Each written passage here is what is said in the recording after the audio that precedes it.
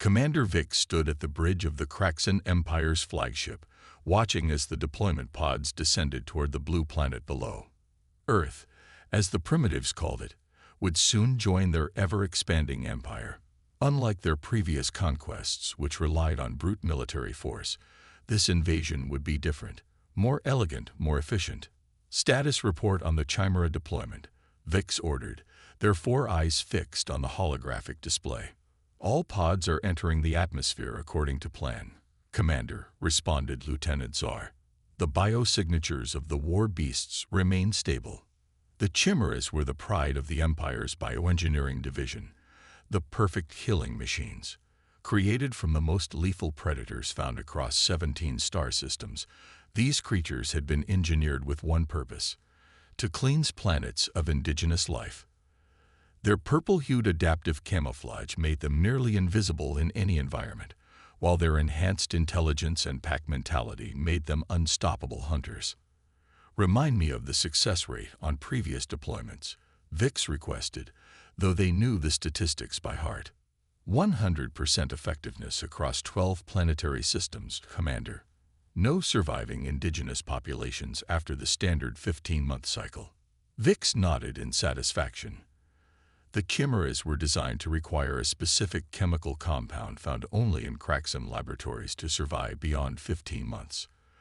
This failsafe ensured they wouldn't outlive their purpose. It was a perfect system. As the last pod disappeared into Earth's atmosphere, Vix felt a flutter of anticipation. The primitive civilization below had barely mastered basic spaceflight. They wouldn't stand a chance against the Empire's greatest weapons. Begin recording, Vix commanded. Initial deployment of Operation Earthfall complete. Estimated indigenous population, 8 billion. Projected completion time, 15 months. The Empire shall return to claim its prize when the cleansing is complete. But Earth would prove different from any world they had conquered before.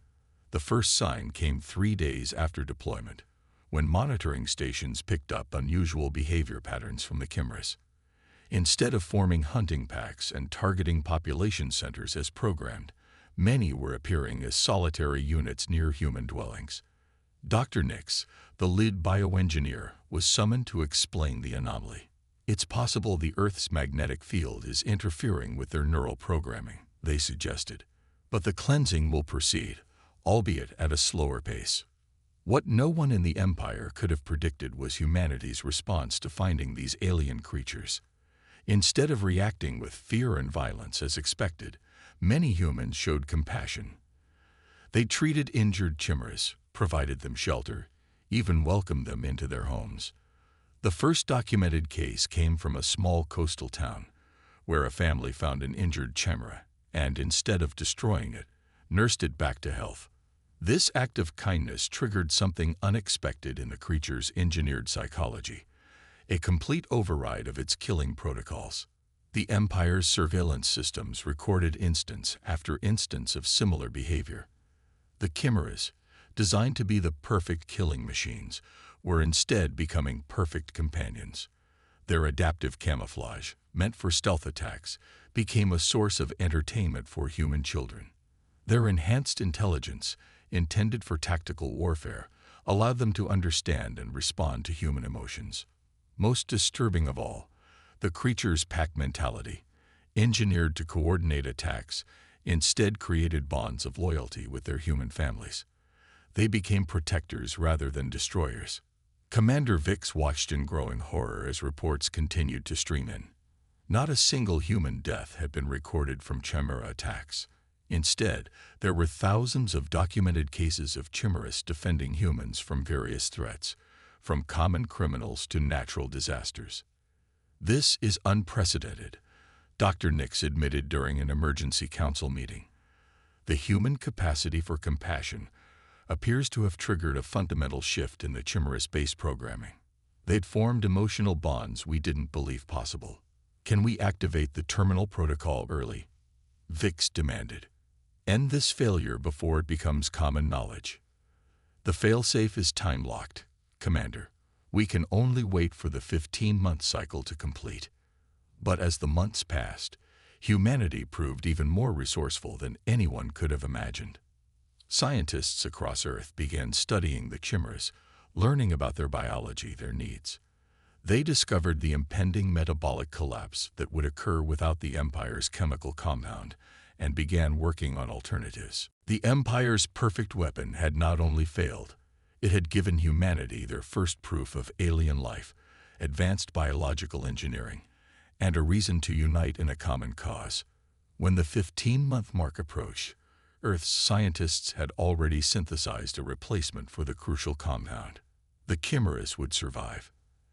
As Commander Vix prepared the final report on Operation Earthfall's failure, they couldn't shake the feeling that this miscalculation would have far-reaching consequences.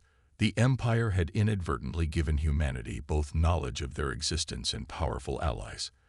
The question was no longer how to conquer Earth, but how to face what they had created. Isabella Torres wasn't looking for a companion when she found the injured creature in her greenhouse. The head botanist at the National Research Institute had simply gone to check on her experimental crops when she noticed something had disturbed her carefully arranged plants. The creature lay amid crushed tomato vines, its purple fur matted with an orange substance she would later learn was blood. 6 legs splayed awkwardly, 3 ears twitching at her approach. Most striking were its eyes, intelligent, pained, but without malice. "You're one of them, aren't you?" she whispered, recalling the news reports of strange animals appearing worldwide. The creature's attempt to change its color to match the greenhouse's metal frames confirmed her suspicion. Instead of calling authorities, Isabella did what came naturally. She helped. Years of handling injured wildlife during her research expeditions had taught her the basics of animal care. The creature remained surprisingly still as she cleaned its wounds, only whimpering slightly when she applied antiseptic. "I'll call you Darwin," she decided, noticing how the creature studied her movements with analytical precision. Seems fitting for something that's clearly evolved far beyond Earth's biology. Darwin became her constant shadow, following her through the research facility with careful steps. Her colleagues were wary at first, but the creature's gentle nature and obvious intelligence won them over. Most fascinating was its interest in her work. Darwin would watch intently as she tested plant specimens, tilting its head at the changing colors in petri dishes. Dr. Ramirez, her department head, was particularly intrigued. Its understanding of complex behaviors goes beyond simple animal intelligence, he observed, watching Darwin sort glass vials by color. This is engineered cognition. The breakthrough came during a late-night session analyzing Darwin's blood samples. Isabella noticed something odd in the creature's cellular structure, a built-in dependency on a specific molecular compound. Further testing revealed this compound would be essential for survival after approximately 15 months. "It's a kill switch," she realized with horror. Someone engineered these beings to die after a specific time frame. Word spread quickly through scientific channels. Similar discoveries were being made worldwide as researchers raced to understand these mysterious visitors. The creatures, dubbed chimerae by the scientific community, were appearing primarily near research facilities, universities, and technological centers. More surprisingly, they seemed to be actively seeking out humans with scientific knowledge. Reports came in of chimerae bringing injured companions to veterinarians, leading researchers to discover others of their kind, even appearing to communicate complex information through a combination of gestures and color changes. Isabella's team took the lead in studying Darwin's unique biology. They discovered the creatures possessed a remarkable ability to understand human speech, problem solve, and even assist in basic research tasks. Their color-changing abilities weren't just camouflage, it was a sophisticated form of communication. "They're trying to tell us something," Isabella insisted during a global conference call. "These aren't just escaped experiments or invasive species. They're messengers." The truth became clearer as more data poured in. The chimerae were appearing in strategic locations, their behavior suggested coordinated action, and their very biology hinted at artificial design. Earth was facing its first contact with extraterrestrial life, not through ships or signals, but through living weapons that had chosen to ally with their intended victims. Isabella worked tirelessly with Darwin to decode the creature's color-based language. Each shift in hue and pattern carried meaning, warnings, information, emotions. The purple-based state indicated distress or uncertainty. Blues showed trust and cooperation. Reds signaled danger. As the scientific community raced to synthesize the compound needed to keep the chimerae alive, Darwin began displaying new colors, complex patterns that defied their natural spectrum. Through painstaking translation, Isabella decoded the message. More were coming, but not the chimerae. Their creators would return, expecting to find Earth cleansed of human life. Instead, they would find humanity not only surviving but thriving, having turned their perfect weapons into perfect allies. The chimerae had made their choice. Earth was now their home, and they would defend it alongside their human companions. "We're ready," Isabella told Darwin, watching the creature's fur ripple with determination, a new color pattern she had never seen before. It looked like starlight on deep water, beautiful and fierce. The message was clear. Whatever came from the stars would face humanity and chimerae united, bound by something stronger than biological programming: trust, compassion, and the will to protect their shared home. The world changed rapidly in the months following the chimerae's arrival. National boundaries blurred as humanity united around a common goal: survival. The United Earth Defense Council, UEDC, formed, combining military strategy with scientific innovation. Lieutenant Raj Patel led the integration of chimerae into military units. Their combat capabilities were extraordinary, but their greatest asset was intelligence sharing. Through color pattern communication, they warned of weaknesses in Earth's defenses and revealed details about their creators' technology. Governments worldwide established Chimera Research Centers, CRCs. Scientists synthesized the life-sustaining compound while developing new technologies based on the creature's biological innovations. Their adaptive camouflage inspired new stealth systems. Their enhanced strength led to advances in biotechnology. Most importantly, the chimerae taught humanity unity.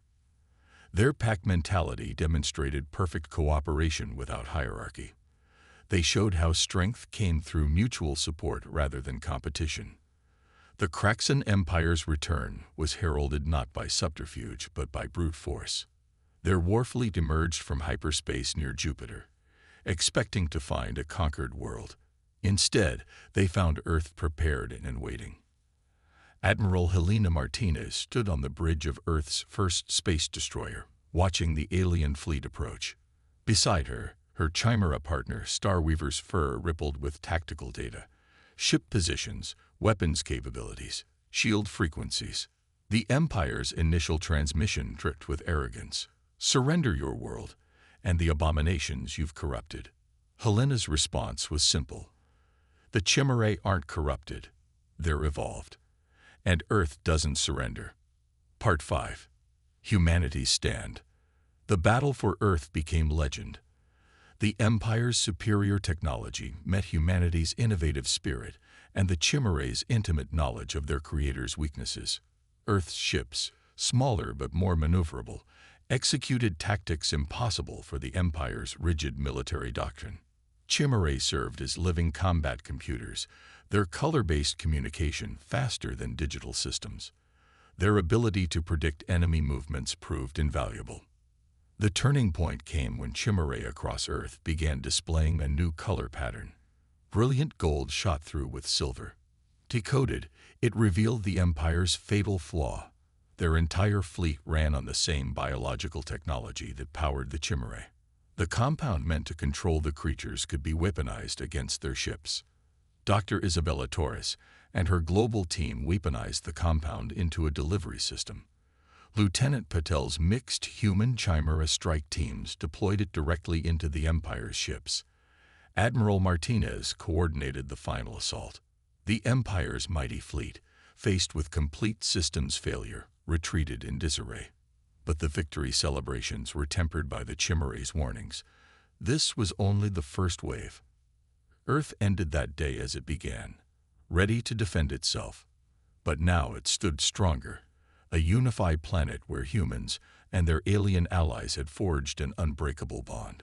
The Empire had sought to create perfect weapons, but instead created perfect partners in humanity's evolution.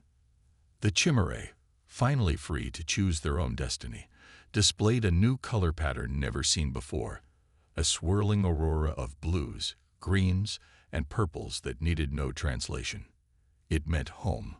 As Earth's unified defense forces expanded into space, each ship carried human and chimera crews working in perfect harmony. The Empire had failed to understand a fundamental truth.